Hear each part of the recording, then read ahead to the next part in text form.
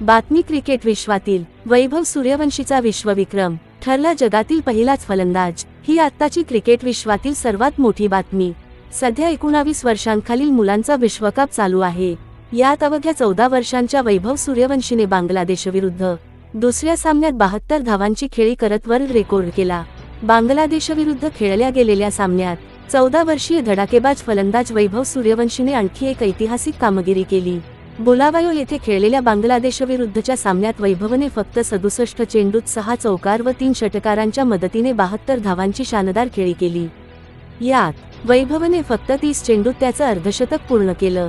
यासह वैभव सूर्यवंशीने पुरुषांच्या 19 वर्षांखालील विश्वचषकाच्या इतिहासात सर्वात कमी वयात अर्धशतक झळकावण्याचा नवा विश्वविक्रम रचला। ही आत्ताची क्रिकेट विश्वातील सर्वात मोठी बातमी।